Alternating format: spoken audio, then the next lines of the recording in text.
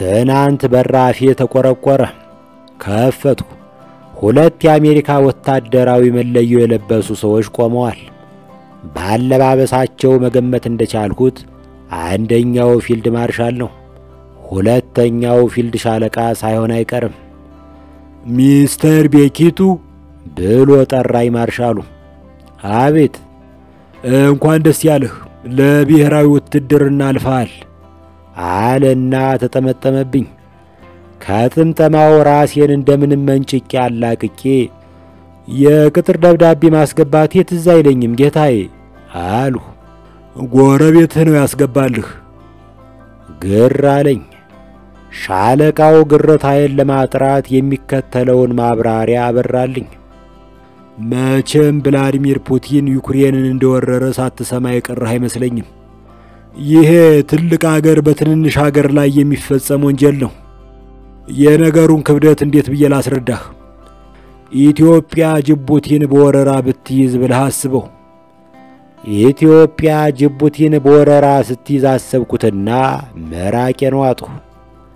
ማርሻሉ በበኩሉ በርጩማ ወንበሬ ላይ ቁጭ አለና ያነገተውን ታጣፊ ድሮን ጉልበቱ ላይ አጋድሞ እየወለወለ የሚከተለውን አለ።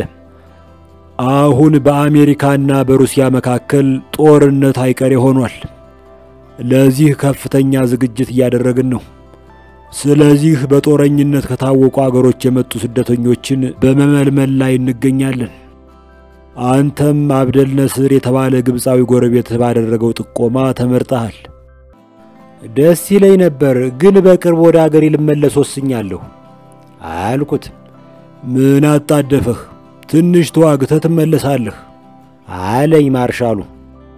ብዋጋ ማገኘው ጥቅም ምንድነው ማር አልሁት። ማር ስል ማርሻሉን ማቆላመጤ ነው። ተጠቂዎችን መታደግ በታሪክ ያስከብራል። በጦርነቱ ከተሰዋህ 3 ቦታ ሐውልት ይቆምልሃል። ዩክሬን፣ አዲስ አበባና ዲሲ ላይ። ከቆሰልክ ደግሞ የቴስላ ካምፓኒ የሚያመርተው ዘመናዊ የኤሌክትሪክ ዊልቸር ከወገብ በታች ይገጠምልሃል። ተቀበለ ሻለቃው። አመነታሁ። ላስብበት አልሁና ሽንት ቤት ገባሁ። ከሽንት ቤት ስመለስ ወኔ ተቀሰቀሰ። ማመንታቴን ከሽንቴ ጋር ደርቤ የሸናሁት መሰለኝ። በእውነቱ ለኔ ትልቅ ክብር ነው። አንድ በቦድካ የነሆለለ ወራሪ ኮዛክ ጥዬ በወድቅ ለኔም ለአገሬም ለመላው ሰው ልጅም ክብር ነው። ዛትስ ማይ ቦይ አለኝ ማርሻሉ በደስታ ፈንጥዞ። በምን ዘርፍ እንደምዘምት ብታስረዱኝ? አየር ወለድነት ይመቻል አለኝ ሻለቃ። ከልብ ወለድ ወደ አየር ወለድ ትንሽ አይከብድም? ቀለል ያለ ነገር ፈልጉልኝ እንጂ አልኳቸው። ብረት ለበስ ላይ እንዴት ነህ? በልኬ የተሰፋ ብረት ከተሰጠኝ አሳምሬ ለብሳለሁ። ሻለቃው ትንሽ ካሰላሰለ በኋላ በመድፈኝነት ዘርፍ ትመደባለህ፣ መድፈኛው ሲተኩስ አንተ ጥይት ታቀብላለህ በማለት ወሰነ። የመድፉ ጥይት ራሱ ከሱ ቁመት ይበልጣል፣ ሊሆን አይችልም አለ ማርሻሉ። ሁለቱ መኮንኖች ትንሽ ተጨቃጨቁ። የደሞዙ ነገር እንዴት ነው በማለት አቋረጥኳቸው። በወር $10,000 ከነጥቅማ ጥቅሙ። በቃ ጥቅማ ጥቅሙን ብቻ ስጡኝና ዩክሬንና ሩሲያን ላደራድራቸው አልኳቸው። በጣም ተናደው በሩን ከፍተው መውጣት ጀመሩ። በር ላይ ቆሜ ቤተሰብ ማስተዳድር ሰው ነኝ፣ ብዙ ሪስክ የሌለው ሚሽን ስጡኝ ብዬ ጮኽኩ። በራፌ ላይ ያቆሙትን ታንክ አስነስተው ከመሄዳቸው በፊት የሚከተለውን ብያለሁ። ዲሲ የሚገኘው የሩሲያ ኤምባሲ ላይ ድንጋይ የሚወረውር ሰው ከፈለጋችሁ ደውሉልኝ። ዶስቶየቭስኪ የተባለ የሩሲያ ደራሲ ልቦለድ ውስጥ የሚገኝ ኢቫን የተባለ ገጸ ባህሪ ሰውን አውሬ ብሎ መጥራት አራዊትን እንደመስደብ ይቆጠራል ይላል። ሰው የበጎነት አቅም ያለውን ያክል በጭካኔ የሚወዳደረው የእንስሳ ዝርያ የለም። አንበሳ ሚዳቆን የሚገድለው በልቶ ማደር ስላለበት ነው። ሳይቸግረው ያለ ዓላማ መሰሉን የሚገድል ብጤውን በማሰቃየት የሚደሰት ፍጡር ሰው ብቻ ነው። ልጅ ሆኜ በጎችን አሰማራ ነበር። ግልገል በግ የሚደፍር ትልቅ በግ አይቼ አላውቅም። ወንዱ በግ የደረሰች በግ ላይ ለመውጣት ራሱ ወቅት ይጠብቃል። ለረቢ መድረሷን አሽትቶ ካላረጋገጠ በቀር አይደርስባትም። የ7 ዓመቷን ሄቨንን ለመስማት በሚዘገንን ጭካኔ ደፍሮ የገደላትን ሰውዬ እንስሳ ወይም አውሬ ብሎ መጥራት ፍትሃዊ የማይሆነው ለዚህ ነው። እንዲህ አይነቱን ቀፋፊ ፍጡር የሚገልጽ ሌላ ቅጽል ተፈጥሮ መዝገበ ቃላት ውስጥ መካተት አለበት። ሕግ ካለ ይህ ወንጀለኛ እንደ ምግባሩ ፍዳውን መቀበል ይገባዋል። እሱ ብቻ ሳይሆን ወንጀሉን ለመሸፋፈን የሞከሩና የዶለቱ ሁሉ ከቅጣቱ ድርሻቸውን ማንሳት አለባቸው። አስገድዶ ደፈራ በዋናነት የወሲብ ጉዳይ አይደለም፣ የፈሪዎችና የግፈኞች ኃይል መግለጫ ነው። ከጥቂት ዓመታት በፊት የ70 ምናምን ዓመት ሴት የደፈረ ጎረምሳ በእስራት መቀጣቱን የሚገልጽ ዜና ማንበቤ ትዝ ይለኛል። የ70 ዓመት ባልቴትና የ7 ዓመት ሴት ሁለቱም ለሩካቤ የሚያሳስብ ነገር የላቸውም። ግን ሁለቱም አንድ የሚያደርጋቸው አቅም አልባ መሆናቸው ነው። ራሳቸውን ከደፋሪው መከላከል አይችሉም። ደፋሪዎች ብዙ ጊዜ ፈሪዎች ናቸው። ከሚበልጣቸው ጋራ ወይም ከእኩያቸው ጋራ ጉልበት እንደማይፈታተሹ ያውቁታል። በጉልበት የሚያንሳቸውን ሀብት፣ ስልጣን ወይም ወገን የለውም ብለው የሚያስቡትን ከማጥቃት ግን አይመለሱም። ብዙ ጊዜ ጥቃት ሰለባዎችን ስናይ ሕፃናት፣ የቤት ሰራተኞች፣ እንግዶች፣ የመንገድ ዳር ተዳዳሪዎች ወይም በጦር ሜዳ ላይ ያለ ታዳጊ የቀሩ ሴቶች ናቸው። ለወላጆች አንድ የጭንቅ ቀን ምክር አለኝ። ጨካኝ፣ ጭቦኛና ቀፋፊ ባህሪ ያላቸው ሰዎች የትምና መቼም ይኖራሉ። ሰርሲ ላንስተር እንደተናገረችው ኤቭሪዌር ኢን ዘ ወርልድ ዘይ ኸርት ሊትል ገርልስ። ፈታኝ ዓለም ውስጥ እንደምንኖር አንርሳ። ሁሌም በሕግ በፈሪሃ እግዚአብሔርና በባህል በጭምት ፊት ተማምነህ መዘናጋት የለብህም። የልጆችህ ወታደር መሆን አለብህ። ልጆችሽን እንደ ዓይንሽ ብሌን ጠብቂ። ቀላል እንዳልሆነ አውቃለሁ፣ ግን ሌላ ምን አማራጭ አለ? አንድ ዲያስፖራ ጓደኛ ነበረኝ። ስለ ኢትዮጵያ ባወጋ ቁጥር የአገሬ ሴቶች እኮ እሸት ናቸው ይላል። ፈጣሪ ከአገሬ እሸቶች አንዷን መርቀ ስጠኝ እያለ እንደሚጸልይ ሁሉ አጫውቶኛል። አንድ ቀን ከአሜሪካ ወደ አገሩ ገብቶ ከአየር ማረፊያ ወደ እናቱ ቤት በታክሲ እየሄደ ነው። በአጋጣሚ በወቅቱ የሴቶች ታላቅ ሩጫ ቀን ነበር። የመዲናይቱ ቆነጃጅት በሙሉ አረንጓዴ ማሊያና ቁምጣ ለብሰው አስፓልቱን ሞልተው ይሮጣሉ። አጅሬ ታክሲው ውስጥ ሆኖ እያየ አሁንም ምራቁን ሲውጥ ከቆየ በኋላ እንዲህ አለ። ጌታዬ ሆይ ቸርነት አያልቅብህ፣ አንዲት እሸት ስለምንህ አዝመራው መሃል ጣልኸኝ። የአሸንዳ ሰሞን ወደ ፒያሳ ወክ ሳደርግ 4 ኪሎ አስፓልት ላይ ከ100 የማያንሱ ቆነጃጅት ባለ አበባ ቀሚስ ለብሰው አሸንዳ ይጨፍራሉ። ልቀላቀላቸው ፈለኩ፣ ግን እኔ ጋና እያሉ እንዳይጣሉብኝና መንግስት ባህል አሸበርህ ብሎ እንዳይከሰኝ ሰጋሁ። ያም ሆኖ በስሜት ተነድቼ በመካከላቸው ራሴን አገኘሁት። ሴቶቹ ድንገት ተጠቃቀሱና ጭፈራቸውን አቆሙ። ዋናው አቀንቃኝ ይቅርታ ወንድ መጨፈር አይችልም አለችኝ። ከበሮ በመምታት እህቶችን እንዳገለግል ይፈቀድልኝ አልኳት። ከበሮ የሚመቱ በቂ እህቶች አሉን አለች ክርር ባለ ድምፅ። እሺ ለለውጥ ያክል ክራር እየመታሁ ወይም እምቢልታ እየነፋሁ ላጅባችሁ። ሴቶች በህብረት ገላመጡኝና እየጨፈሩ ትተውኝ አለፉ። የአርመን ቤተክርስቲያን አካባቢ ሲደርሱ በእግረኛ መንገድ ሳይክሌን እየጋለብሁ ደረስኩባቸው። ችግር ምንድነው? አለችኝ አቀንቃኟ። ምን አጠፋሁ? ልጇን እንደምትመክር እናት ጎንበስ ብላ እንሶስላ የሞቀ መዳፏን ትከሻዬ ላይ ጭና አሸንዳ የሴቶች በዓል ነው፣ ወንድ አይደባለቅበትም፣ አይገባህም ብላ ጮኸችብኝ። ሽልማት መስጠትስ አልችልም አልኳት። ወደ ቤትህ ሂድና ሽልማቱን በእህትህ ላከው።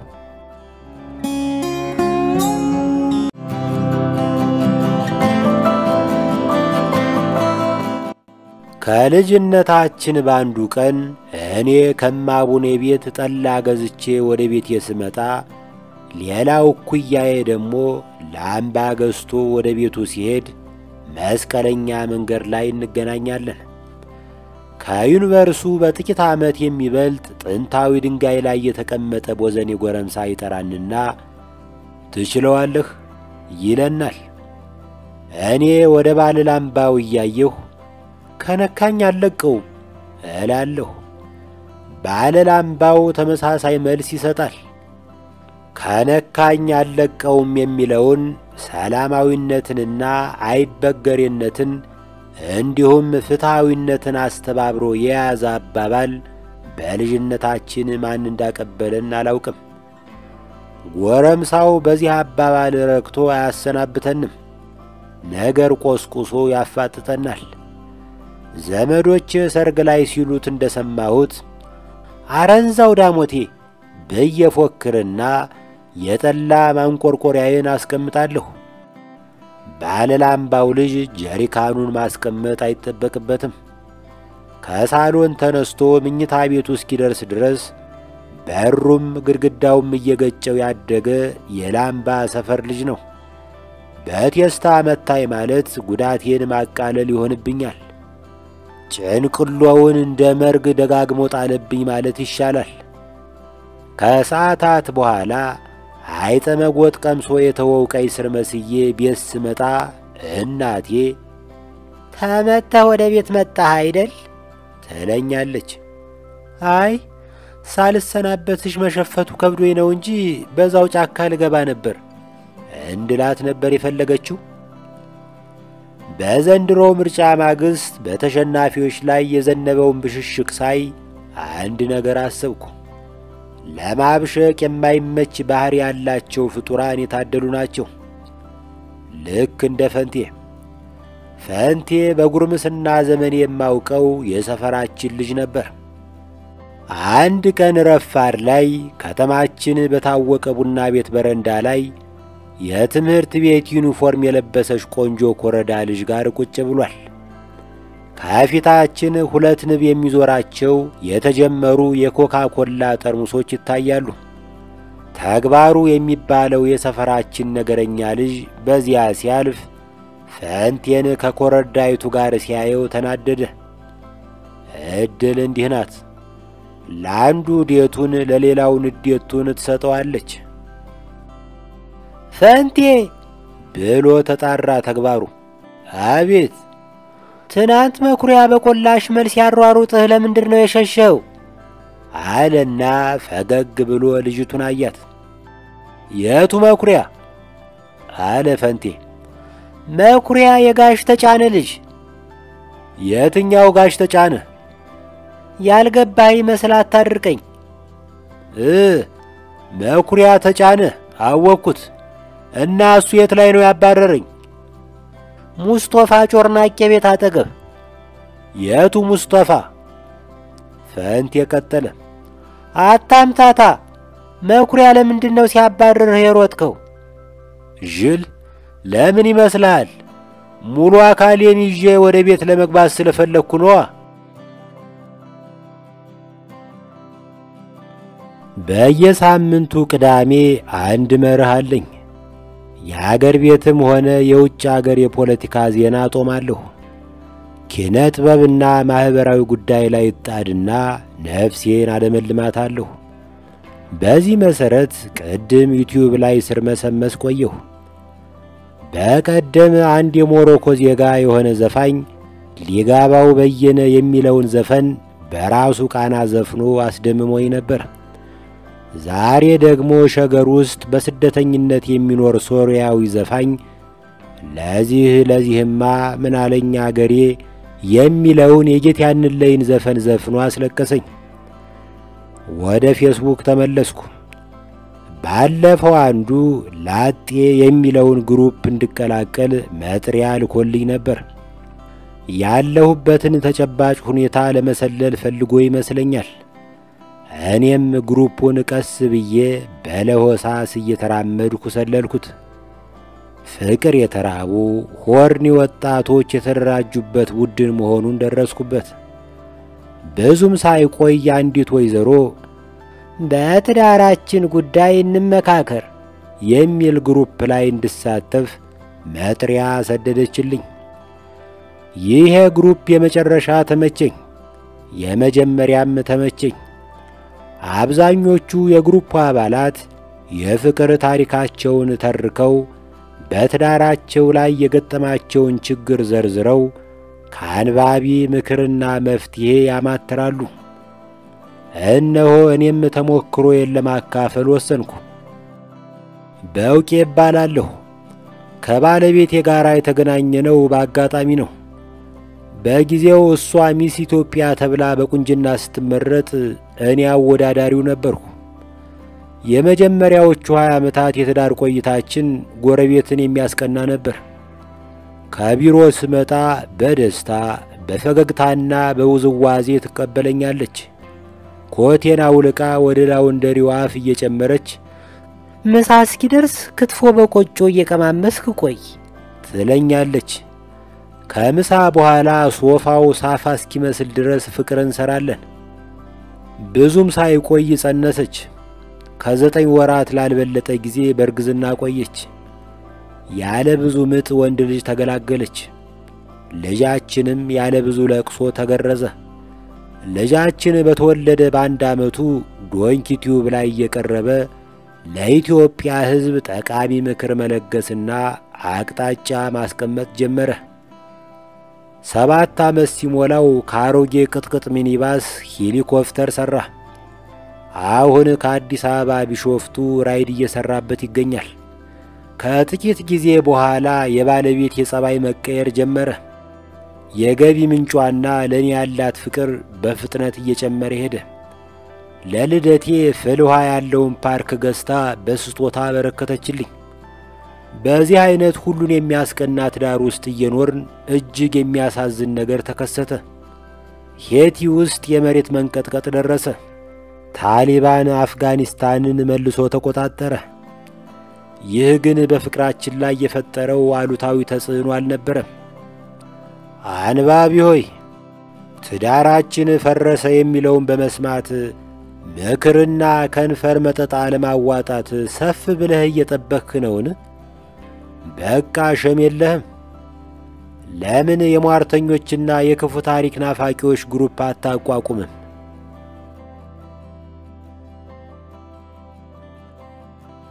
እንዳነበብሁት ከሆነ የኦሮሞ ብሔረሰብ የቱለማ ኪዳን የሚባል በጎ ባህል ነበረው። በዚህ ባህል መሰረት አንድ ባይተዋር ሰው ወይም ዘሩ ምንም ይሁን ምን በማህበረሰቡ ውስጥ ገብቶ የሙጥኝ ካለ ሕዝቡ ጥበቃ ያደርግለታል። ጠላት ቢያሳድደው ይመክትለታል። ከሆነ ዘመን ወዲህ በጦርነት ሜዳ ላይ ከጠላት ጎራ ሴትና ብላቴኖች ከተገኙ ተማርከው ይጋዛሉ እንጂ አይገደሉም። እንዲሁም በጦርነት ወቅት ሴት አትገደልም። ሴት የገደለ ቅቤ የለም፣ አይቀባም፣ ይሳቅበታል ይላሉ ታሪክ ጸሐፊው አለቃ አጥሜ። የመንፈሳዊ አባት መግደልም ነውር ነበር። እኒህ የጦርነት ደንቦችና ሕጎች በአንዳንድ አጋጣሚዎች ቢጣሱም ጠቅላላ ሕጉ አልተናጋም። አሁን በዘመናችን በኦሮሚያ ክልል በአንዳንድ ቦታ በየጊዜው የሚደረገው ሁሉ እንዲህ አይነቱን ባህል በአፍጢሙ የሚደፋ ነው። ጦርነት በሌለበት ወንድ ሴት ሳይሉ መደዳውን መፍጀት የዘወትር ዜና ሆኗል። አብሮ የኖረ ጎረቤትን ከመሬቱ ከንብረቱ መንቀል ተለምዷል። ያልተሰራ ግፍ ያልታየ የጭካኔ አይነት የለም። ይህ ከባህላችንና ከመንፈሳዊ ቅርሳችን ጋር አይሄድም ብሎ ድምፁን የሚያሰማ ሽማግሌ ጠፋ። ጭራሽ በተገላቢጦሽ የተበዳይን ጩኸት መቀማት ሰፈነ። ምንድን ነው? ምን ጉድ ወረደ? ሕሊናን ፈጣሪን መፍራት የት ሄደ? ግድ የለም ለሌላው ሕዝብ ማሰብ ይቅር። ከዘመዶቼ ውጭ ያለው ሕዝብ ህልውና አይመለከተኝም የሚል ሰው እንኳ እንዲህ አይነቱን ነገር ይበጀዋል? የገዛ ባህሉ ምሰሶች ሲወድሙ ዝም ብሎ የሚያይ ሕዝብ ራሱን እያጠፋ ነው። በክልልህ ሥርዓት አልበኝነት ከነገሰ ዙሪያ ገባው አምርሮ ይጠላሃል። ባልሞት ባይ ተጋዳይነት በየአቅጣጫው ይዘምትብሃል። በሰፈርህ መስራት፣ መነገድ፣ ኢንቨስት ማድረግ የሚፈቅድ አይኖርም። ቀስ በቀስ ሥርዓትነት ይነግሳል። ዛሬ ጎረቤትህን ሲገድልና ሲመዘብር ዝም ያልከው ጎረምሳ ልጅህ ነገ በትሩን ባንተ ላይ ያነሳል። በጎረቤቱ የጨከነ ለቤተሰቡ ይራራል ብለህ ካሰብህ ተሳስተሃል። እስከ መቼ መከራ እስኪመክረን እንጠብቃለን? አንዳንዴ እንኳ ከሌሎች አገሮች መከራ እንማር እንጂ። በአገሮች መካከል የሚፈጠረውን ግንኙነት የሚወስኑት 3 ነገሮች ናቸው። የአገሮች አቅም፣ የጊዜው ሁኔታና የመሪዎች ችሎታ። ከአድዋ ድል በኋላ ኢትዮጵያ የረባ ንብረት ሳታፈራ ዳማ ፈረሷን በታንክ ሳትቀይር ተዘናግታ ቆየች። ጣሊያን በሙሶሎኒ መሪነት ሁለተኛውን ወረራ ፈጸመች። የአገራችን እናትና አባት አርበኞች በሚያስደንቅ ወኔ ተከላከሉ። ግን በጦርነቱ መሸነፍ አልቀረላቸውም። ቀዳማዊ ኃይለ ሥላሴም ነገሩ እንዳልሰላ ሲያውቁ ሰራዊታቸውን በትነው ዘመድ ወዳጅ ሰብስበው ወደ አውሮፓ ተሰደዱ። የመንግስታት ማህበር ለሚባለው የጎልቢ አገሮችን ጥቅም ለማስጠበቅ የተመሰረተው ድርጅት ፊት አቤቱታ አቀረቡ። ኃያላን አገሮች ኃይለኛዋን ጣሊያንን ከማስቀየም ችስታዋ ኢትዮጵያን እንደ ፍጥር ጥሯትውን ብለው ፊታቸውን አዞሩባት። ግርማዊነታቸው በኢንግላንድ ብርድ እየማቀቁ የአዱ ገነትን ዕጣ እየናፈቁ የአባቶቻቸውን አምላክ ተአምር እየተጠባበቁ በስደት ተቀመጡ። ይህ በእንዲህ እንዳለ አርበኞች በየፊናቸው አገራችንን ከጣሊያን ያገዛዝ ቀንበር ለማውጣት ተፍጨረጨሩ። ምንም ጀግንነታቸው ባይጠረጠር የቄሳርን መንግሥት ማስወገድ የሚሳካላቸው አልሆነም። ኢትዮጵያ ለቀጣይ 100 ዓመታት የጣሊያን ርስት ሆና እንደምትቆይ ተተነበየ። በ4 ዓመታት ጊዜ ውስጥ ግን ድንገት ነገሮች ተለወጡ። ጀርመን የሁለተኛው ዓለም ጦርነትን አውሮፓ ላይ መርቃ ከፈተችው። በ1939 ምድር አውሮፓ በሁለት ምድብ ተከፍሎ መፈሳፈስ ጀመረ። ጣሊያን ሲያቀብጣት ከጀርመን ጋር ተሰለፈች። አለቀላት የተባለችው ኢትዮጵያ ፈጣን ሎተሪ ወጣላት። በተቃራኒው ምድብ ላይ የቆመችው ታላቂቱ ብሪታንያ በምስራቅ አፍሪካ በቀኝ የምትገዛቸው አገሮች ግብጽ፣ ሱዳንና ከፊል ሶማሊያ በሙሶሎኒ መዳፍ ከመውደቃቸው በፊት ወደ ኢትዮጵያ ለመዝመት ወሰነች። ዊንስተን ቸርችል ግርማዊነታቸውን ከእንግሊዝና ከሱዳን ሰራዊት ጋር አሰልፎ አዘመታቸው። ጣሊያን ፒያሳን በገነባበት እጁ 22 ማዞሪያን ሳይገነባልን በእንግሊዝና ጦቢያ አርበኞች ጥምረት በካልቾ ተመቶ ተባረረ። እንግሊዞች ለከፈልነው መስዋዕትነት ዋጋ እንፈልጋለን አሉ። ኢትዮጵያውያንም ከኪሳቸው አውጥተው ነጻነታቸውን ከፈሉ።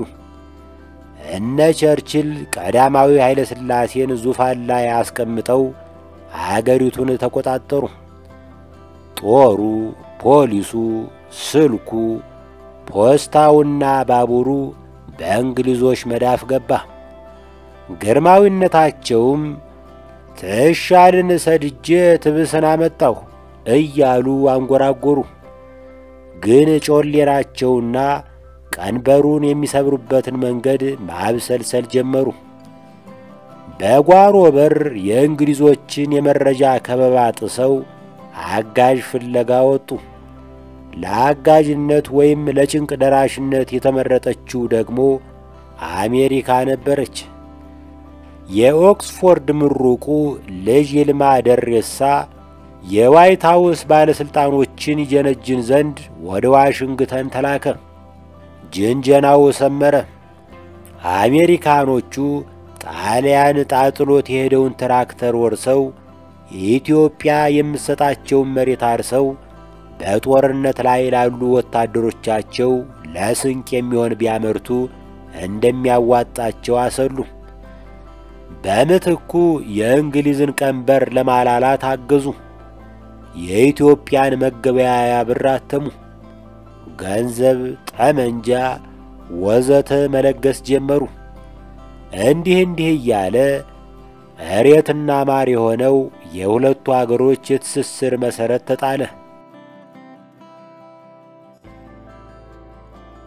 ኢትዮጵያ ዘመም ስትልና ስትቃና የኖረች አገር ናት። በነዋሪዎቿ መካከል ያለው አንድነት በአንዱ ዘመን ይታመማል፣ በሌላው ዘመን ይታከማል። ዛሬ ጋብ ባለ ጦርነትና መልኩ ባልታወቀ መጪ ዘመን መሃል ቆመናል። ተደባብረናል፣ ተጠማምደናል።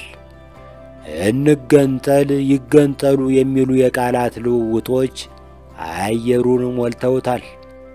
ግን ታሪክን ብናይ ሌላም አማራጭ ያሳየናል። በአንድ ዘመን እንቀሳሰፋለን፣ በሌላው ዘመን እንተቃቀፋለን። ከዘመነ መንግሥታቸው ባንዱ ቀን አጤ ዮሐንስ ከንጉሥ ተክለ ሃይማኖት ጋር ተጣሉና ወደ ጎጃም ዘመቱ። ለጊዜው አውራውን ቢያጡት ሕዝቡን መቱት። ሕዝቡም አጥብቆ ረገማቸው። የእሳቸው የቤተ መንግሥት ጸሐፊ ንጉሡ ወደ ሰው በላው አገር ዘመተ እያለ ጣፈ። ከጥቂት ጊዜ በኋላ በጎጃም ጌታና በንጉሠ ነገሥቱ መሃል ዕርቅ ተደረገ። አጤ ዮሐንስ ተጠጠቱ። ጎጃምን የሰው በላዎች አገር በሚል የሚፈርጀውን ስድብ ከብራናው ላይ አስፋቁት። ብዙም ሳይቆዩ የበጌ ምድርን ሕዝብ ከጠላት ሲከላከሉ ከብዙ ትግራዮች ጋር ተሰዉ። ከዓመታት በኋላ ጣሊያን በጀልባ ተሻግሮ ሲወር ጎጃሜ ለትግራይ ሊመክት ዘመተ። አገር ቀጠለ። በልጅ ኢያሱ ዘመን ደጃች አብርሃ ሸፈቱ። የደጃዝማች አባተ ጦር ተላከባቸው። የዳኘው አሽከር የጦር ገበሬ አይበገርም ለአብርሃ ወሬ እያሉ እየፎከሩ ዘመቱ። አብርሃና ጭፍሮቹ ኮረም ላይ ተሸንፈው ተማርከው ወደ ሸገር ተወሰዱ። በኢያሱና በመኮንኖቹ ፊት ለፍርድ ቀረቡ። ከአሸናፊዎች ወገን የሆነ አንድ ሰው እንዲህ አለ። ይህንን ጥፋት ያጠፉት ትግሮች ሁሉ መክረው ነው እንጂ አብርሃ ብቻቸውን አልሰሩትምና ትግሬዎች ሁሉ ይቀጡልኝ። ልጅ ኢያሱ የሰውየው እብሪት አገር የሚያነድ ክብሪት ሆኖ ታያቸው። ተናጋሪውን አስጥለው ጀርባውን ባረባ ጅራፍ ማሳጅ አስደረጉት። የጅራፉ ድምፅ ሲያባራ ሸዌና ትግራይ አብሮ መኖር ቀጠለ። እኛም እንዲሁም እንቀጥል ቢመስለኝ ምን ይገርማል። በዘንድሮው ጦርነት በየፊናው የተጎዱ ዜጎች ይህ ቃሌ እንደማይዋጥላቸው ገምታለሁ። ያልተነካ ግልግል ያውቃል ቢሉኝም አልፈርድባቸውም። ግን ያልተነካም ይሁን ያልተከካ ከሆነ ቦታ ገላጋይ መምጣት አለበት። ቀደምቶቻችን ከኛ በላይ ተደባድበዋል። የሽንፈትን መራራ ጥዋ በየፈረቃው ቀምሰዋል። ተገነጣጥለው ያልጠበቁን መገንጠል የሚባለው ነገር ነፋስን መከተል ሆኖ ቢታያቸው ነው። የጂኦግራፊ ቁራኛ ሆነ አንዴ ከተፈጠርክ በኋላ መገንጠል የሚባለው ነገር ቅዠት ነው። አሁን ባለንበት ሁኔታ የማዕከላዊ መንግስት ሆነ የክልል መንግስት አውራዎች መጀመሪያ ማድረግ ያለባቸው ዛቻ፣ አሽሙር፣ ጦርነት፣ ጉሰማ መቀነስ ነው። ከዚያ የህዝቡን የጋራ ካፒታል ተጠቅሞ ለእርቅና ለሰላም መስራት። ከጂኦግራፊ ባሻገር በትግራይና በአማራ ህዝብ መሃል ትልቅ ማህበራዊ ካፒታል አለ። የግዕዝ ፊደል፣ ከብሉይና ሐዲስ የተቀዳ ባህል፣ የጎንደር ሃይማኖት ቆማ ስታለቅስ አንገቱን ሰጠላት አጤ ዮሐንስ አይነትና መሰል የጋራ ሰማዕትነት ታሪኮች ወዘተ። የቸከ ቢመስልም ይህንን ለማለት እፈልጋለሁ። ምላጭ የሚያስውጥልህን ዋጥ አድርገህ ቁጭ ብለህ ተነጋገር። ስለ እርቅ፣ ስለ ጉማ፣ የጋራ አገርን አልምቶ በጋራ ስለ መክበር ተነጋገር። ያለፈው አልፏል። በሕይወት የቀረነው አብረን እንድንኖር ተፈርዶብናል። ምርጫ ካለን በሁለት ነገሮች ላይ ብቻ ነው። እየተራረድን ወይስ እየተራረምን እንኑር? ሁለተኛውን ተስፋ አድርጌ ልተኛ።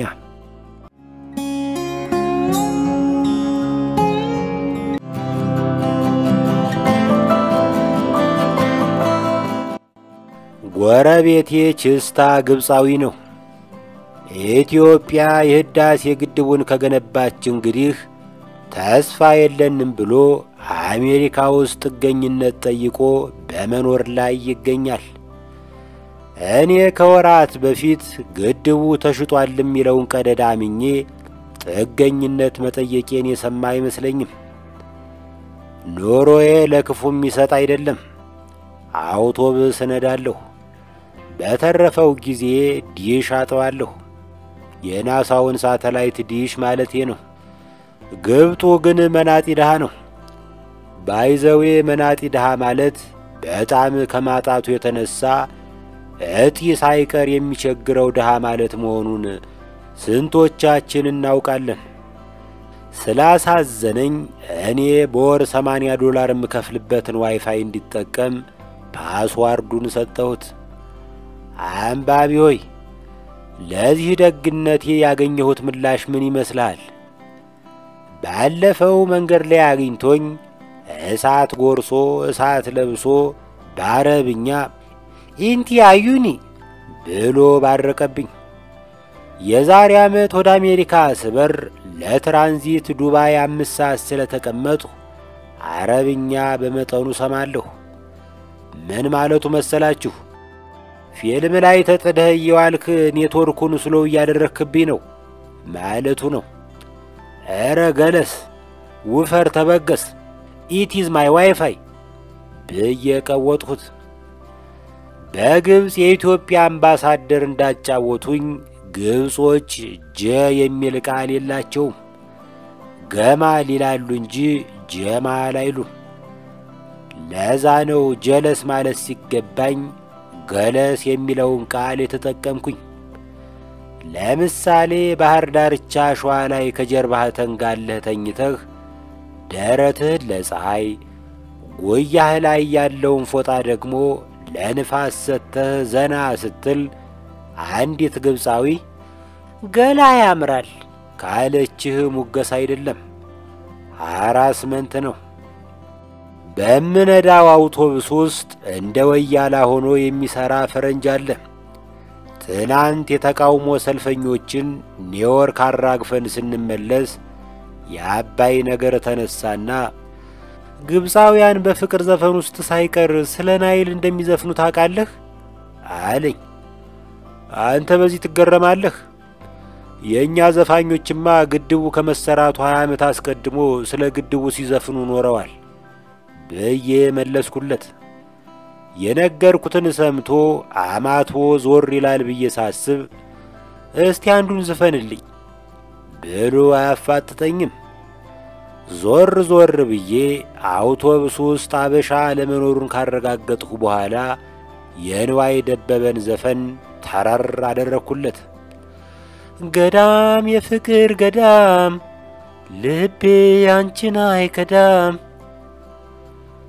በነገራችን ላይ ግድቡን ትተን ስለ ባልቦላው ማውራት የምንጀምርበት ጊዜ አልናፈቃችሁም? እንደኔ ግድቡ ሥራ ሲጀምር ለ1 ዓመት ያህል ሕዝቡ ለመብራት መክፈል የለበትም። እንዲያውም በጊዜ መብራት አጥፍቶ የተኛ ሰው በወንጀል ቢጠየቅ ደስ ይለኛል። የሰይጣን ጆሮ ይደፈንና ግድቡ ተርባይኑን ማንቀሳቀስ ቢያቅተው ወይም ተርባይኑን ለጥቂት ቢስተውስ ወይ ደግሞ የግልገል ጊቤን አርአያ ተከትሎ ቢገግምስ? እኔ ጣጣ ያለው አይመስለኝም። ሌላው ቢቀር ሳልመን እናረባበታለን። በነገራችን ላይ ሳልመን የፈረንጅ ሞጃ የሚበላው ምርጥ የአሳ አይነት ነው። በአሳ በሎች ግምገማ እንደ ሐረር ሰንጋ ይቆጠራል። ሳልመን የበላ ትውልድ ጭንቅላቱ ይሰራል።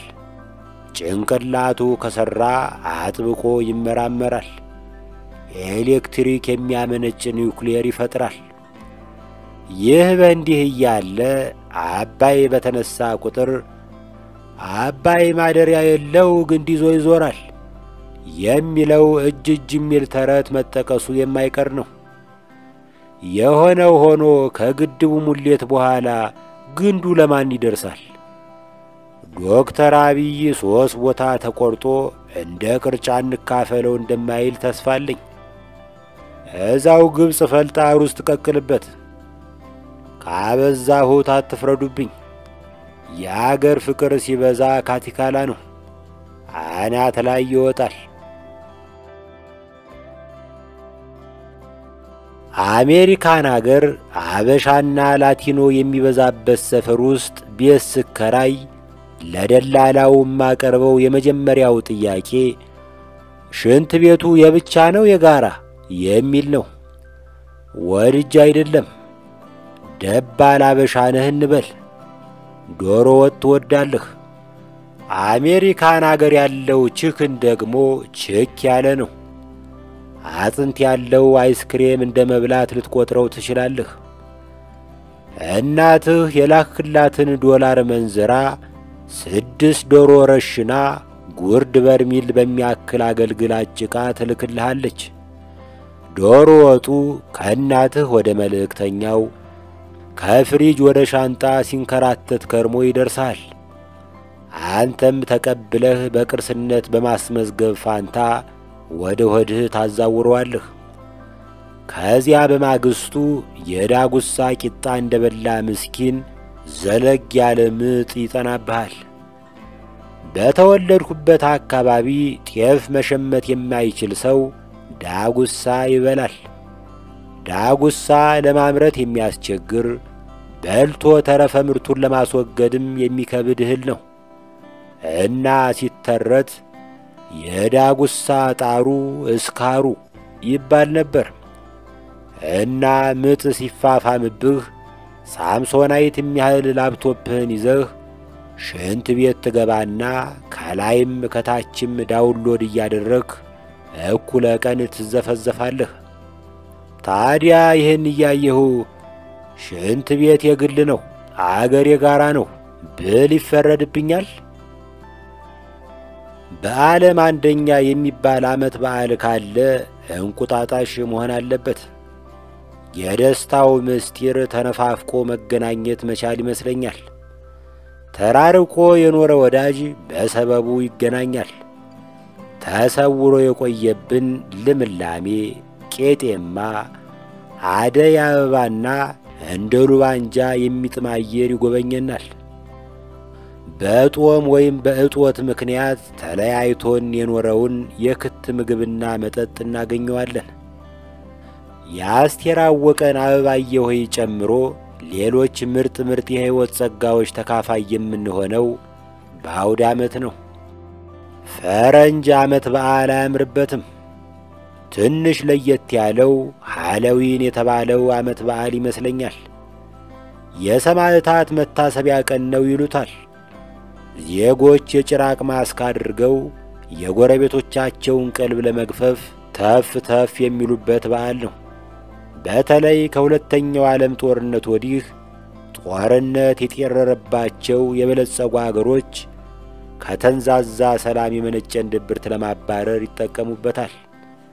በዓሉን ዘግናኝ ፊልም በማየት ወይም አሰቃቂ ታሪኮችን በመለዋወጥ ያሳልፉታል። ሃሎዊን በአገራችሁ ይከበራል አለኝ አንዱ ባለፈው። በእኛ አገር ከዓመት እስከ ዓመት ሃሎዊን ስለሆነ የተለየ ቀን አያስፈልገንም ብዬ መለስኩ። የአንደኛ ደረጃ ተማሪ ያለው የሆነ ቡሊ የሚያደርገኝ ልጅ ነበር። ስሙ ራሱ ሙሉጌታ ቡሊ መሰለኝ ካልተሳሳትኩ። አንድ ቀን ሄጄ ኮሌታውን ጨምድጄ ያስኩት። እሱም እጁን ወደ አንገቴ በመስደድ አጸፋውን ለመመለስ ኮሌታዬን ይፈልግ ጀመር። በጊዜው ኮሌታ ስላልነበረኝ የቡዳ መድኃኒቴን ጨምድዶ ለመያዝ ተገደደ። በዚህ አጋጣሚ እኛ ሰፈር የነበረው ቡዳ መልክ ሳይሆን ጸባይ ያለውን እየመረጠ የሚበላ እንደነበር ላስታውስ ፈልጋለሁ። ተያይዘን ትንሽ ተንገዳገድን፣ ትንሽ ተወጫጨርን። በቴስታ ልመታው ስሞክር ራሱ በጣም ራቀብኝ። ብቻ በድብድብና በዳንስ መካከል ያለ እንቅስቃሴ ስናካሄድ 20 ደቂቃ ሞላ። ደሞ በአጋጣሚ ሞላ የተባለ ቦርድ የወጣ አየር ወለድ በጋሪ ወደ አብማ ማርያም አቅጣጫ ሲሄድ ያየናል። ከጋሪው አክሮባት ሰርቶ ወረደና ሰላም ፍጠሩ ብያለሁ ብሎ ወደኛ ሲንደረደር ትዝ ይለኛል። ቀጣዩን አልተከታተልኩትም። ለመንግሥት ተመላሽ ባላደረገው ከስክስ ጫማው ሲያፍሰኝ በካህሊል ጅብራን ስዕል ላይ እንዳሉ ሰዎች ደመና ላይ ተገለባብጬ ዘነብሁ። ብቻ ከነበርኩበት አጭር ኮማ ነቅቼ አካባቢዬን ሳማትር ሙሉጌታ የተጋጋጠ ቁርጭምጭሚቱን እያሸ እንዲህ ሲል ሰማሁት። አይ ጋሽ ሞላ፣ ቀኑን ሙሉ ስንደባደብ ብንውል ራሱ አንተ የጎዳህንን ያህል አንጎዳም ነበር። አሜሪካ በሰው አገር ገብታ የምታደርገውን ጣልቃ ገብነት ባሰብኩ ቁጥር ትዝ የሚለኝ ይህ ነው። አንድ ሕዝብ የሆነ ሰበብ ፈጥሮ ሲፋለም በገላጋይነት ይገቡና በሰፈር ጠብ ደረጃ የሚተመነውን ግጭት አባብሰው ለአቅመ አርማጌዶን ያበቁታል። እኛ በግጭትና በቅራኔ ከሌሎች አገሮች የተለየን አይደለንም። ከሌሎች አገሮች የሚለየን ለአገር በቀል ችግር አገር በቀል መፍትሄ አለመፈለጋችን ነው። በዚህ ምክንያት የኢምፔሪያሊስቶች ሰለባ እንሆናለን። የተወሳሰበ ፖለቲካ ለማይመቻችሁ ኢምፔሪያሊዝም በየፈርጁ እንዴት እንደሚሰራ በምሳሌ ላሳያችሁ። ለምሳሌ ሱዳኖች መዓት የነዳጅ ዘይት አላቸው፣ ግን ማውጣት የተሳናቸው ናቸው። ቻይና ይህንን ጉድለት በማጤን መቆፈሪያ መሰርሰሪያና ማጥለያ ይዛ ብቅ ትላለች። ከዚያ አንድ በርሚል ከአንድ ባሊ ነዳጅ ታወጣለች። በርሚሉን ለራሷ ታስቀርና ወደ ሱዳን ጎንበስ ብላ ባሊው ውስጥ ያለውን ደግሞ ከደቤ ጋር ተከፋፈሉ ትላታለች። በነገራችን ላይ ደቤ የደቡብ ሱዳን ማቆላመጫ ነው። ከዚያ ጠይሟ ሱዳን ባሊውን ከእግሮቿ ስር አድርጋ ወደ ደቤ ቁልቁል እያየች አንድ ጣሳ ብተውልሽ ይደብርሻል ብላ ነገር ትፈልጋለች። ብጥብጥ ይነሳል። ብዙም ሳይቆይ የተባበሩት መንግስታት እንደ ሞላ ያለ የእብድ ገላጋይ አስመርቆ ይልካል። ከአፍጋኒስታን ትራጀዲ እንማር። ባለፈው የኖህ መርከብ በሚመስለው የአሜሪካ አውሮፕላን ክንፍ ላይ ተንጠልጥለው ሊበሩ ሲሞክሩ እንደ ሾላ የረገፉ ሰዎችን ማየት ቅስም ይሰብራል። በነገራችን ላይ ከክንፉ ከወደቁት መካከል አንዱ የአፍጋን የብሔራዊ ቡድን ኳስ ተጫዋች ነበር። ይሄንን ለጓደኛዬ ለበየነ ስነግረው እኔም በክንፍ በኩል ሲሻማ ጠርጥሬ ነበር ስላለኝ ተጣልተናል። ድሃ በድሃ ሲጨክን ይደብራል። ዓለማየሁ እሸቴ በአጸደ ሥጋ አብሮን በነበረበት ጊዜ በተረብም በቁም ነገርም ሳነሳው ቆይቻለሁ እና የሚከተሉትን ቃላት የምጽፈው የሞተ ሰው አንገቱ ረጅም ነው የሚለውን ልማድ ለመከተል አይደለም። ዓለማየሁ እሸቴ አባቴ ከሚወዳቸው ዘፋኞች አንዱ ነበር። አይዘራፍ እያሉ ከሰው ቤት እንጀራ የተባሉትን የልጅነቴን ትዝታ ቀስቃሽ ዘፈኖች በቅርቡ ዩቲዩብ ላይ ፈልጌ አጣኋቸው። ዓለማየሁ የፊልም አፍቃሪ እንደነበር ሰምተናል። የወጣትነት ሕይወቱም ሲኒማ መራሽ ነበር። የሆነ ጊዜ ላይ አሌክስ ሂልተን ሆቴል ገባ። በሚዘናፈለው ጠጉሩ ላይ የቴክሳስ ባርኔጣ ገድግዷል። ከወደ ቁርጭምጭሚቱ የሚሰፋ ቦላሌ ለብሷል። እግሩን የመመገቢያ ጠረጴዛ ላይ አንፈራጦ በመቀመጥ ሲጃራ ማጤስ ጀመረ። አስተናጋጁ እግሩን እንዲያወርድ ጠየቀው። እምቢ አለ። ዘበኛ ተጠርቶ መጣ። አሌክስ ፊሻሌ ሽጉጥ አወጣና ተኩሶ የዘበኛውን ኮፍያ ወለቀው። ብዙ ሳይቆይ ፈጥኖ ደራሽና የክቡር ዘበኛ ሂልተን ሆቴልን ከበበው። አሌክስ ካዛንቺስ አካባቢ ሲግጥ የቆየውን ፈረሱን በፉጨት ጠራው። ከዚያ እንዳሞራ ኮረቻው ላይ ፊት ካለ በኋላ ጋልቦ አመለጠ። ፈረስ የጠራበትን ፉጨቱን ወደ እንጉርጉሮ አሳደገው። በለስ የቀናው ዘፋኝ ሆነ። አሁን ያወጋሁት እልም ያለ ፈጠራ መሆኑን ተማምነን ወደ ቁም ነገሩ እንሂድ። አሌክስ ከሚጥም ድምፁ ባሻገር ዘናጭ፣ ከፍተኛ በራስ መተማመን ያለው ሰው ነበር። ዕጣ ፈንታ በብዙ ነገር አዳልታለታለች። ተቸግሮ አልለመነም። የሆነ ጊዜ ባለስልጣን ሆኖ የአቅሙን ያክል ሕዝብ ነድቷል። 40 ምናምን ዓመት በሞቀ ትዳር ቆይቷል። ይህንን ያክል ዘመን በአንዲት ወይዘሮ እቅፍ ተወስኖ መቆየት በዘፋኝ ዓለም ብርቅ ነው። አሌክስ በትዳር የቆየበትን ጊዜ ያክል ኬኔዲ መንገሻ በሕይወት አልቆየም። ሙሉ ቀን መለሰ የሚያደንቀው ብቸኛ ዘፋኝ የጋሽ እሸቴን ልጅ ነው። ዓለማየሁ በዘመናችን ካሉ ዘፋኞች የጎሳዬ ተስፋዬ አድናቂ መሆኑን ነግሮኛል። የወይን አረጊቱ፣ አዲስ አበባ ቤቴ፣ አምባሰል፣ እንደ ጥንቱ መስሎኝ፣ ለተለየሽኝም፣ ታሪክሽ ተጽፏል የሚሉት ዘፈኖቹ ዘመን አልሻራቸውም። በጸጋዬ ገብረ መድኅን ወይም ደብተራው የተደረሰው ያ ጥቁር ግስላ የተሰኘው ዘፈኑ ራሱን የቻለ አብዮት ነው ማለት ይቻላል። የ10 ሳንቲም ቆሎ ቁርጥም አደርግና የሚለው ዘፈኑ የኢትዮጵያን ኢኮኖሚ ከየት ወዴት እንደሄደ ያመላክታል። ለካ 10 ሳንቲም ሙዚየም ከመግባቱ በፊት ይህን ያህል ሙያ ነበረው። ካጣን ምን አባቱ እንብላ ሽምብራ፣ የሰው እጅን ብቻ እንዳናይ አደራ የሚለው ዘፈንስ እንዴት ይረሳል? በአሌክስ የጉርምስና ዘመን ያጣ የነጣው ድሃ ሽምብራ ተመጋቢ ነበር። አንዳንዴ ዜጎች የድሮውን ቢናፍቁ ምክንያት አላቸው።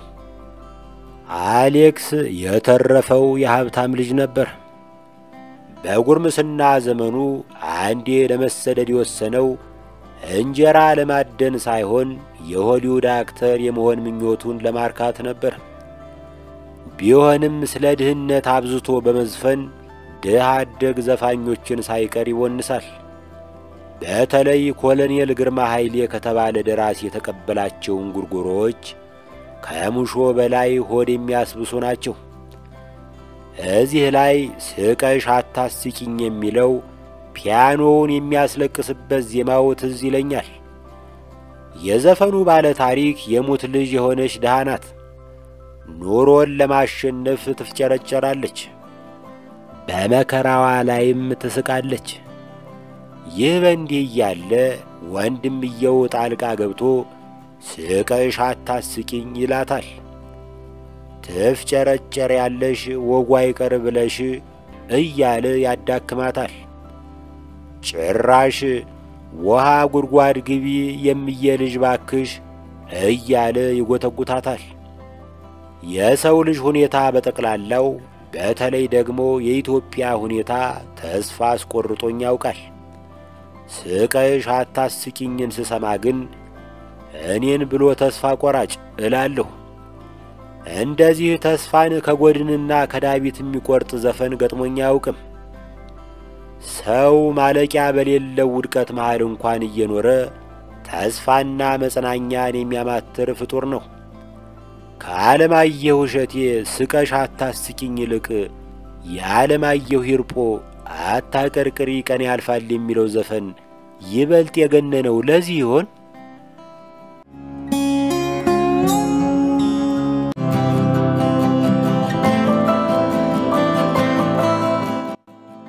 ለአዲስ አበባ ከንቲባነት ልወዳደር ወይስ ለክቡር ገና ልተውለት? ምን ያንሰኛል? ሌላው ቢቀር 2 ቋንቋ እችላለሁ። የአራዳና የገጠር አማርኛ አቀላጥፌ እናገራለሁ። የዛሬ ዓመት ገደማ ይመስለኛል በካፒታል ሆቴል ጀርባ ባለው አቋራጭ መንገድ ሳልፍ 2 ጎረምሶች ይተናነቃሉ። ገባሁና ገላገልሁ። ሳጣራ አንዱ በቅርቡ ከታክሲ ረዳትነት የተቀነሰ ከተሜ ሲሆን ሁለተኛው ከገጠር የመጣ መጽሐፍ አዟሪ ነው። ምን እንዳጣላቸው ጠየቅኳቸው። ከተሜው መጽሐፍ ልገዛው በሰላም ቀረብኩት። ጀለስ ለካ የመጨረሻ ፋራ ነው። በቅርቡ በኮንትሮባንድ የገባች እንደሆነ አላወኩም። የሾዳዬን መጣመምና አለባበሴን ከልማ ሃንግም ሰራት መሰላት። የሌለ ተከመረችብኝ። ጭራሽ እንደ ቴርሞሜትር ብብቱ ውስጥ ከቶ አልጨመቀኝም። በዚያ ላይ ጣራው የተነሳለት ቤተ መጻሕፍት ተሸክሞ የሚውለው ክንዱ የሌለ ፌሮ ነው። የብብቱ ኬሚካል ሳይደፋኝ ደርሰህ ስለገላገልከኝ አመሰግናለሁ። ወደ መጽሐፍ አዟሪው ዙሬ አንተስ ምን ትላለህ? አይ ጌታው፣ የመጽሐፍቱን ነዶ አውርጄ የጫማዬን ሲባጎ ላጠባብቅ ጎንበስ ስል ይሄ ግንጭላም የግንጭላም ልጅ ተኋላዬ መጥቶ ተዘበበ። አልፎ ያጅ ይሆናል ብዬ ዝም አልኩት። አድብቶ ዳናውን እንደ መብራት አጥፍቶ ተጠጋኝና በጃኬቱ ኪስ ስር ባለ ብረት ጠቆም አድርጎኝ አባ ያለሽን ከቻስ አድርጊው አለኝ። ውጥንቅጡ የወጣ አማርኛው ባይገባኝም ቀን አለ ቀን ስዘርፍህ ተባበረኝ ማለት መሆኑን ግብን የነገረኝ። ወይ አለመተዋወቅ ብዬ በልቤ ስቄ ዝም አልሁ። አባው ብቻዬን እንዳልመስልሽ ለጀለሶች ምልክት ብሰጣቸው ከቻሳ ብለው አጓጉል ያደርጉሻል እያለ ቀባጠረ። እኔ በወገን ልመካብል አባይ ማዶ በጥይት ወፍ የሚያረግፉ ዘመዶች አሉኝ። ግን ላንተን ያላንስም። እግዚአብሔርን ታልፈራሁ እንዳደፈ ጨርቅ ጨፍጭፍ ያሰጣለሁ። ለነፍስ ካዘንክለት ተዚህ ወግድ ብዬ ቁርጡን ነገርኩት። እንዲህ አንዳንድ ስንመላለስ ጉሩምቡዬን ሊያንቀኝ ተንጠራራ። ባልሞት ባይ ተጋዳይ ተጋፈጥሁት። ብቻ 2 ደቂቃ ሳይሞላ ብን ብሎ ጠፋብኝ። የት ገባ ብዬ ወዲያ ወዲህ ሳጣብር ክርክሬ ወይም ብብቴ ማለቱ ነው ክርክሬ ስር ተሰንቅሮ አገኘሁት። ከመጣህ ማርያም ታምጣህ ብዬ ባለ በሌለ ኃይሌ እንደ ተልባ ሳሸው መላሱ እንደ ማግ ተጎለጎለ። እርስዎ እንደ ሊቀ መልአኩ ደርሰው ባያስጥሉት ኖሮ በእጄ ላይ ጠፍቶብኝ ነበር። እኒህን አማርኞች አቻችላ የምትኖረውን አዲስ አበባን ለመምራት ከእኔ በላይ ማን ይኖራል? የሆነ ጊዜ ላይ አሜሪካ ውስጥ የሚገኝ አንድ ከተማ ጎበኘሁ። የተቀበለኝ ልጅ ጥሩ ልጅ ነው። አብረን ከሰነበትን በኋላ ግን እንዲህ አለኝ፣ በውቄ ቱ ቢ ሆነስት ዊዝ ዩ እንግሊዘኛ ስትናገር እንደ ግዕዝ ነው። ስለዚህ የምትፈልገውን ነገር ለእኔ ንገረኝና አስተረጉምልሃለሁ። እየመረረኝ እሺ ብዬ ተስማማሁ። የሆነ ቦታ ስንደርስ ከአፌ ውስጥ ይዞኝ ገባና ምን ልዘዝልህ አለኝ። በዝንጅብል የፈላ ሻይ አልኩት። ራሱን እያከከ ለረጅም ደቂቃ ቆየ። ተግባብተናል። በመጨረሻ እንዲህ አለ፣ እዚህ ሀገር ዝንጅብል አያውቁም፣ ሌላ ነገር እዘዝ።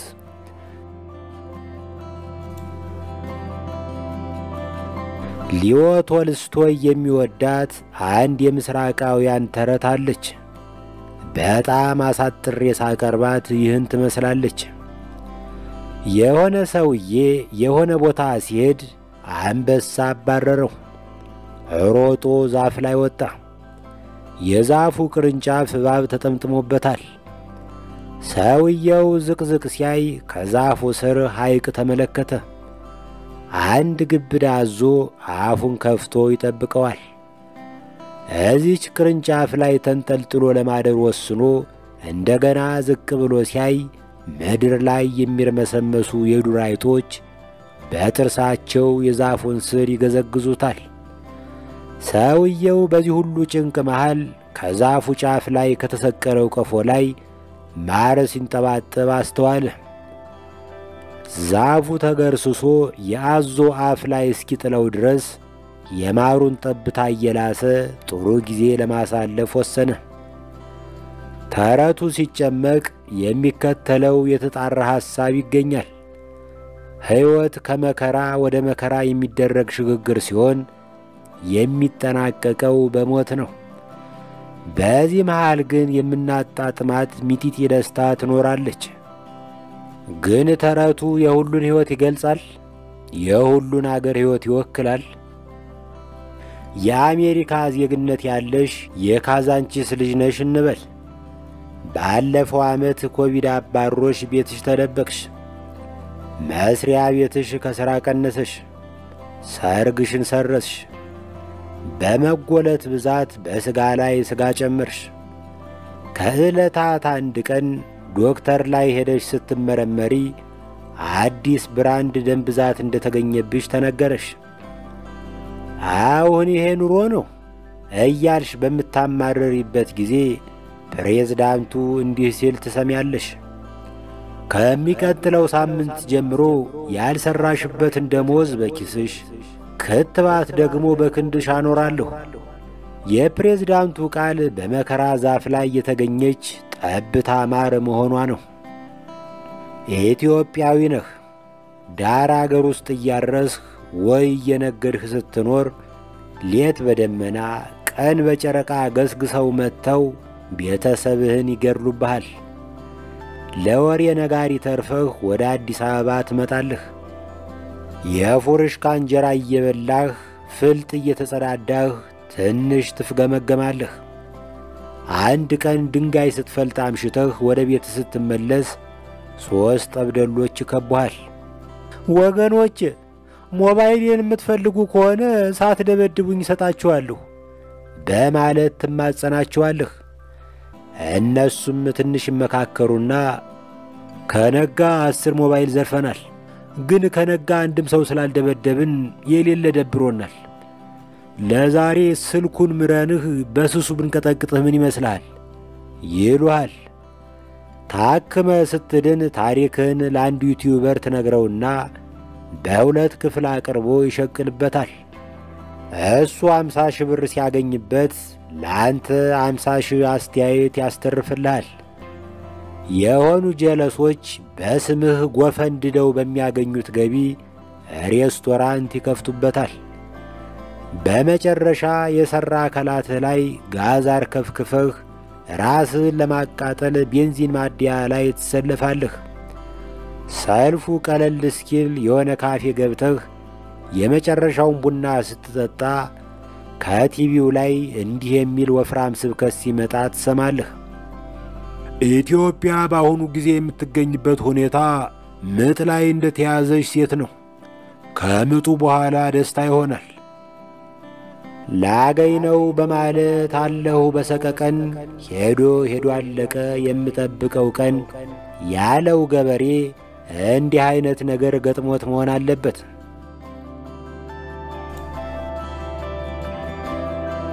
የሆነ ጊዜ ላይ አንዲት ቆንጅዬ ልጅ ፍሬንድ ሪኩዌስት ላከችልኝ። በእህትነት ተቀበልኳት። ትንሽ ቆይቼ እህትነቱን በአንድ እርምጃ ላሳድገው ብዬ በማሰብ በኢንቦክስ ሰፈርሽ የት ነው አላማሳለሽ ምናምን ማለት ጀመርሁ። ጥቂት እንዳወጋሁት ግን በሴት ፎቶ የተጠለለ ወንድ መሆኑን ባነንኩበት። ከዚያ በቃ ተውኩትና ተውኩት። ነገሩ በዚህ ቢያበቃ ጥሩ ነበር። ጥቂት ቆይቶ ሌላ ሰው ወይም ታናሽ ወንድምየው ይመስለኛል ተመሳሳይ ፎቶ ገጭ አድርጎ ርኩሰት ማለቴ ሪኩዌስት ላከልኝ። ለጊዜው ብልጭ አለብኝ። ደርግም እስኪልብኝ ጠበቅኩና የሚከተለውን መልእክት ሰደድኩለት። ፎቶውን እንኳ ቀይሩልኝ እንጂ ቤተሰብ የቁም የተነሳችሁ ፎቶ የላትም? ድምፃዊ ኬኔዲ መንገሻ የሆነ ጊዜ የቲቪ የሙዚቃ ቪዲዮ ሊቀረጽ መጥቶ ጥሩ ላስተናገደው ዘበኛ ሌዘር ኮቱን አውልቆ ሸለመው። ከ2 ካሴት በኋላ ወደ ጣቢያው ሲመለስ ተሸላሚው ዘበኛ አሁንም በዘበኛነት እንደጸና አገኘው። ጭራሽ ሌዘሩን ዛሬም ገድግዶታል። ኬኔዲ ጠጋ ብሎ ሌዘሩን ባይኑ አጠናው። ከርኑ አካባቢ ትንሽ ከመንተቡ በስተቀር የድሮው ነው። ኬኔዲ ፈገግ ብሎ ዘቡሌውን እንዲህ አለው፣ ፍሬንድ ሌላም ነገር ቀላቅልበት እንጂ። እና ምን ለማለት ነው? የስልጡን አገር ሚዲያዎች መለያ የተለያዩ ባለሙያዎችንና ተወዳዳሪ ሐሳቦችን መጋበዝ ነው። አንድ ሚዲያ ለወቅታዊ ፖለቲካ ተንታኝ አንድ ሊቅ ይኖረዋል። ለኢኮኖሚ ትንታኔ ሌላ ሰው አለ። መረጃ የሚያጣራ ባለሙያ ደግሞ ለየቅል ነው። በአገራችን አንዱ ሰውዬ በሁሉም ዘርፍ እንደ ድሮ ካሴት እየተገላበጠ ሲዘፍንብን ይውላል። ፖለቲካውን ይበትነዋል፣ ሃይማኖቱን ይተነትነዋል፣ ኢኮኖሚውንም አይምረው። አንዳንዴ አፈር ፈሽተው ያደጉ 3 አብሮ አደጎች አንዱ አወያይ 2ቱ ተወያይ ሆነው ሚዲያ ላይ ይቀርባሉ። ሞግት ያቀርቡልናል ብለህ ስታስብ ዱላ ቅብብል ይጫወቱልሃል። አሁን ፍንትው አድርገህ እንዳስቀመጥከው አሁን አንተ እንዳልከው እያሉ ይሞጋገሳሉ። ትንሽ ለየት ያለ ሐሳብ የሚኖረው አወያዩ ብቻ ነው። ምክንያቱም ይሄን ጉዳይ እንዴት ታየዋለህ ብሎ ይጠይቅና መልሱን የሚያዳምጥ መስሎ ሌላ ቦታ ይመርሻል። ቅድም ከቤት ስወጣ ስቶቡን አጥፍቼው ነበር በሚል ሐሳብ ተጠምዷል። እኔ በመንፈስ አላምንም የሚል ሰው ነበርሁ። በቀደም ዕለት አንድ የሙሉ ጊዜ ተንታኝ የሆነ ሰውዬ በ2 ቻናሎች ላይ በተመሳሳይ ሰዓት ላይቭ ሲገባ አይቼ መንፈስ መኖሩን አረጋገጥሁ። የመንግሥት ሚዲያዎች የመንግሥትን ፖሊሲ የሚሞግስ ሰው ጋብዙ። እኛ ፌስቡክ ላይ የምንጭር ሰዎች እኮ በአቅማችን የሚነቁረንንም ኮመንት እናስተናግዳለን። ተቃዋሚዎችም ትንሽ ለየት ያለ ሐሳብ ያለው ሰው ቀላቅሉ። እኛም እጃችንን ከፈንድሻው ዓይናችንን ከቲቪው ስክሪን ላይ ሳንነቅል ሸቀሸቀላቸው በገዛ ጦራቸው እያልን እናሟሙቅ። ዝም ብሎ አንድ ሐሳብ ብቻ የሚቀዳበት ከሆነ ማደያ እንጂ ሚዲያ ነው ለማለት ይከብዳል። እየቀላቀልን በቀደም ሰይፉ ላይ የሰማሁት ዜና እንዲህ ይላል። የናይጄሪያ ዜግነት ያላቸው ሌቦች አዲስ አበባ ገብተዋል። ከኢትዮጵያ አቻዎቻቸው ጋር የልምድ ልውውጥ ለማድረግ መሆን አለበት። ሌብነት ሲነሳ የሚከተሉት አስተካሽ ገጠመኞች ትዝ ይሉኛል። ሰውየው የበግ ነጋዴ ናቸው። ወደ ገበያ ሲሄዱ ከፍተኛ ጥንቃቄ ያደርጋሉ። እንደ ተለመደው አንድ ማለዳ ገንዘባቸውን ከፍየል የቆለጥ ማቀፊያ ቆዳ የተሠራች ትንሽዬ ቦርሳ ውስጥ ተቀጠቁት። ከዚያ ቦርሳውን እንደ ቡዳ መድኃኒት አንገታቸው ላይ አንጠለጠሉት። በላዩ ላይ ግድንግድ የድሮ ቢትልስ ለበሱበት። በዚያ ላይ ካሽሚር ጃኬት፣ በጃኬቱ ላይ ጋቢ፣ በጋቢው ላይ ደግሞ መለስተኛ ቤተሰብ ማስጠለል የሚችል ካፖርት ደረቡበት። ከዚህ ሁሉ ጥንቃቄ በኋላ ገበያ ውለው ሲወጡ እጃቸውን ወደ አንገታቸው ሲሰዱ ቦርሳው አምልጧል። ቤታቸው ገብተው የደንቡን ያክል አልቅሰው ሲያበቁ ወደ ሚስታቸው ዞረው ጉድ እኮ ነው፣ ይህን ሁሉ አለባብሼው ሌባው እንዴት አድርጎ ወሰደው አሏቸው። ሚስትዮም እንዲህ መለሱ፣ አንተ ደግሞ ላት ያላት በግ አትሰረርም ያለህ ማን ነው? ሸገር ውስጥ የሌባ ሰፈር ነው እየተባለ የሚታማ ሰፈር አለ። እስከ 70 ዓመት በዚህ ዓለም መቆየት ስለምፈልግ ስሙን አልጠቅሰውም። አንድ ጋዜጠኛ ወዳጄ በሬዲዮ ፕሮግራሙ ላይ ስለዚህ ሰፈር ለየት ያለ ቆንጆ ፕሮግራም ሠራ። የሰፈሩ ልጆች ሰምተው ፈነጠዙ። በስርቆት ብቻ ሲነሳ የነበረ የሰፈራችንን ገጽታ ስለገነባህልን የምስጋና ድግስ አዘጋጅተንልሃል፣ ሽልማትም ተሰናድቶልሃል ብለው ጋበዙት። እሱም ልቡ በጣም ተነክቶ በዝግጅታቸው ላይ ታደመ። መኪናውን ዝግጅቱ ከሚዘጋጅበት አዳራሽ ጀርባ ቆመና ወደ ውስጥ ዘለቀ። ድብልቅልቅ ባለ ጭብጨባ ተቀበሉት። የተለያየ የኪነ ጥበብ ድግስ ተከታትሎ መቅረብ ጀመረ። አንድ ወጣት ካልተሳፈሩበት ቶሎ ተሽቀዳድሞ ጊዜ ታክሲ አይደለም አይጠብቅም ቆሞ የሚል ግጥም አነበበና በቅርቡ ከሚታተመው መድብል የተወሰደ ነው ብሎ ከመድረክ ወረደ። የሥነ ጽሑፍ ዝግጅቱ ሲጠናቀቅ ምሳ በሉት። ምን ምሳ ብቻ! በሹርቤ ብርሌ ጠጅ አቀረቡለት። ብርሌውን ሾፍ ሲያደርገው ብሔራዊ ሙዚየም የሚል ማኅተም ተለጥፎበታል። በመጨረሻ ወደ መኪናው ሄደ። ባየው ነገር ክው ብሎ ቀረ። የመኪናው 2 ስፖኪዮ በቦታው የለም። የደረሰበትን የነገረኝ ቀን በምን ቃል እንዳጽናናሁት አልረሳም። ጎማውን ስለማሩልህ እንደ ሽልማት ቁጠረው።